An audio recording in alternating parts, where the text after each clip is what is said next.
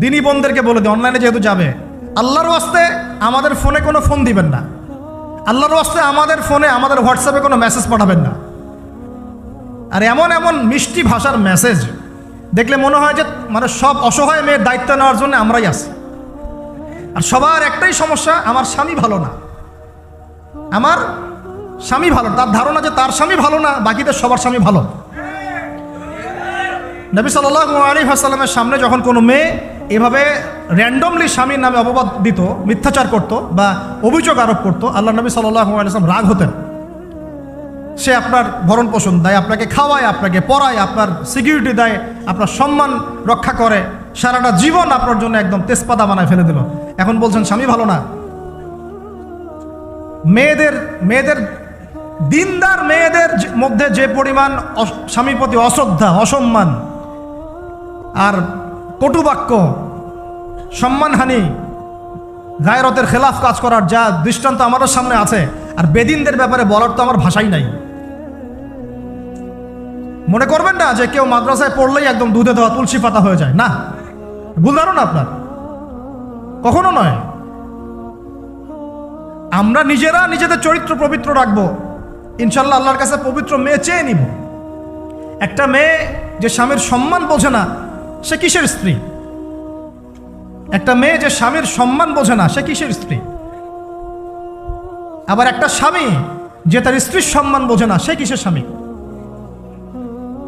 সমস্যা, আমি ইসলাম এবং পারিবারিক জীবন নিয়ে আমার ভিতরে এত কথা জমে আছে, এটা বলতে গেলে আমার 3 ঘন্টা সময় লাগবে। তবে আমি আলাদা করে এটা নিয়ে একটা লেকচার দেব ইনশাল্লাহ। কিছু কিছু বিষয় আপনার চেয়ে আমার বয়স কম হতে পারে, কিন্তু এই বিষয়গুলোতে আমার অভিজ্ঞতা আপনার চেয়ে 10 গুণ বেশি আছে। আর একটা ভুল তো জীবনে করতে যাবেন না, সেটা হলো যে ফ্যান্টাসিতে ভুগে অতিরিক্ত দায়িত্ব নিতে যায় না। ফ্যান্টাসিতে ভুগে অতিরিক্ত দায়িত্ব নিতে যায় না, তাহলে দিন থেকে আপনি বিচ্যুত হয়ে যেতে পারেন। স্ত্রী হবে কেমন? কোমল, নমনীয়, শুনবে, আনুগত্য করবে। যে কথাগুলো কোরআন সুন্নাহর মধ্যে আছে এগুলো শুনবে, আনুগত্য করবে, স্বামীর সম্মান বুঝবে। সারাদিন স্বামী বাহির থেকে কষ্ট পরিশ্রম করে বাসায় ঢুকে, তার চেহারা দেখলেই যেন সব পরিশ্রম ভুলে যায়, এমন হবে স্ত্রী। ঘরে ঢুকেই খাটাস খুটুস, কথা নাই বার্তা নাই, ঝগড়াঝাটি, হ্যাঁ খাওয়া রেডি করা, যাও খেয়ে নাও। আপনারা কি মনে করেছেন? নবী করিম সাল্লাল্লাহু আলাইহি ওয়াসাল্লাম বলেছেন, আল্লাহর পরে যদি আমি কাউকে সেজদা করার আদেশ করতাম, আমি মেয়েদেরকে বলতাম তারা যেন স্বামীদেরকে সেজদা করে। এখন তো আপনারা সব তসলিমা নাসরিনের ফ্যান হয়ে বসে আছে, ওরা আপনাদেরকে ব্রেইন ওয়াশ করে দিয়েছে। সব ক্ষেত্রে সমান অধিকারের কথা আপনাকে কে বলেছে? কোন কোন ক্ষেত্রে আপনাকে অগ্রাধিকার দেওয়া হয়েছে। আপনি খুঁজছেন সমান অধিকার, আর ইসলাম দিয়েছে অগ্রাধিকার। কত বোকা আপনি! কোন কমন সেন্স নাই, ননসেন্স। বাসায় ঘরে ঘরে প্রবলেমসগুলো চলতেছে, ঘরে ঘরে। কেন এত বেসবর? কেন এত আনুগত্যহীনতা? কেন?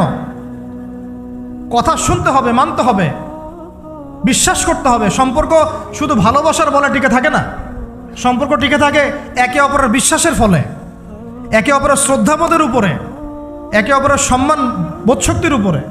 এগুলোর উপর সম্পর্ক টিকে থাকে। সৌন্দর্য, ভালোবাসা তো আজ আছে কাল নাই। বিশ্বাস, রেসপন্সিবিলিটি, সবর, ইতাআত, এগুলোর উপর সম্পর্ক টিকে থাকে। তখন ভালোবাসা এত লম্বা হয় যে দেখেন অনেক চাচা চাচিরা আছে এখনো, বৈবাহিক সম্পর্ক হচ্ছে 40 বছর, এখন পর্যন্ত কোনোদিন ঝগড়া লাগে নাই। এমনকি ওই চাচিকে আপনি বলেন যে বাসার থেকে অন্য জায়গায় থাকতে, ও স্বামী মরে গেলেও ওই স্বামীর ভিটা ছাড়তে রাজি না, বলছে না আমি আমার এই স্বামীর ভিটা ছাড়তে রাজি নই। এই তো 40 বছর আগে জেনারেশনটাকে আপনি দেখেন, আর এখনকার মেয়েদের জেনারেশনটাকে আপনি দেখেন। কিসের সেকুলার ঘরের মেয়ে আর কিসের মাদ্রাসার মেয়ে, সবই একই অবস্থা। ইল্লা মাশাআল্লাহ, ইল্লা মাশাআল্লাহ। এখন এগুলোর ফলশ্রুতিতে যখন দেখা যাবে যে কনফ্লিক্ট তৈরি হচ্ছে, তখন আবার দেখা যাবে কি আইন কানুন, সমাজ, পরিবেশ সব মেয়েদের পক্ষে। দিন শেষে আপনি দোষী হয়ে যাবেন, দিন শেষে দোষটা আপনার ঘাড়ে এসে পড়বে। মানে সমস্যা ক্রিয়েট হতে হতে হতে হতে এমন একটা জায়গায় যাবে যে তখন আপনি রিয়্যাক্ট না করে থাকতে পারবেন না। তখন যদি আপনি কোনো রিয়্যাক্ট করে ফেলেন, সব দোষটা তখন আপনার ঘাড়ে গিয়ে পড়বে। এভাবে আস্তে আস্তে পরিবারগুলো ভেঙে যাচ্ছে। ভালো লাগছে না, আল্লাহ পাকের নেয়ামত ভালো লাগছে না। আর যারা দিনদার, যে স্বামীরা দিনদার, পরহেজগার, মোত্তাকি এবং দিনের পথের পথিক, তাদের জন্য স্ত্রীদের ভূমিকা কেমন হওয়া উচিত? স্বামীকে স্পেস দিতে হবে, তার মাথাটাকে ঠান্ডা রাখতে হবে, তাকে আল্লাহর জন্য ওয়াকফ করে দেওয়া লাগবে যে আমার স্বামী আল্লাহর জন্য, আমার স্বামী উম্মতের সম্পদ।